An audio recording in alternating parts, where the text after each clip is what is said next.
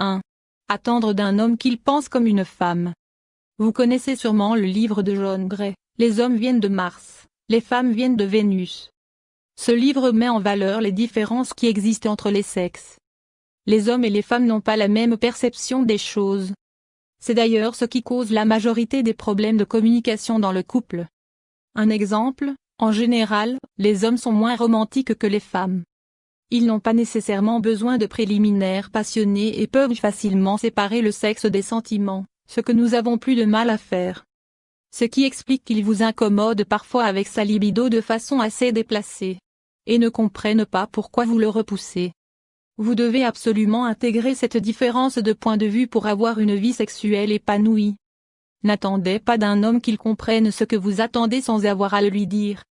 Exprimez vos envies, communiquez. Pour réduire le fossé entre les deux sexes, il faut que vous appreniez à traduire vos envies et besoins aux hommes.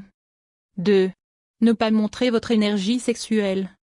C'est comme ça, les femmes ont souvent été élevées pour être des fifis de bonne famille. C'est pourquoi il est parfois difficile de se lâcher lorsqu'il s'agit de faire l'amour avec un homme. Beaucoup d'entre nous ont du mal à assumer leurs envies et leurs fantasmes, et surtout à en parler.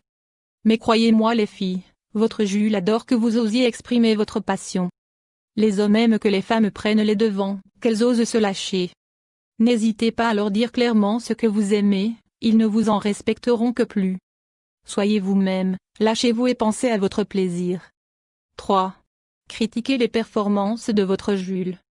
Je pense que l'une des raisons qui pousse les femmes à critiquer les performances des hommes, c'est qu'elles n'ont pas encore saisi que ces performances sont surtout liées à ce qu'elles ont bien voulu révéler de leurs envies. Je m'explique. Pour être pleinement satisfaite par un homme, il doit être au courant de ces petites choses qui vous font grimper au plafond. Vous aimez être embrassé dans le cou? Vous aimez être au-dessous quand vous faites l'amour? Dites-le lui, il ne peut pas le deviner. La critique est une façon indirecte de dire que vos envies et vos besoins n'ont pas été satisfaits. Pour qu'il le soit, vous devez les exprimer clairement. Alors, avant de critiquer les performances de Jules, commencez par vous demander s'il avait toutes les cartes en main pour vous faire grimper au plafond.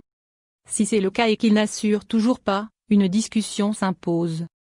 Ces 3 erreurs sont les erreurs les plus souvent commises par les femmes lorsqu'il s'agit de faire l'amour avec un homme. Démarquez-vous du lot. Vous l'avez compris, pour faire l'amour sans fausse note, la communication est votre atout numéro 1. À vous de jouer.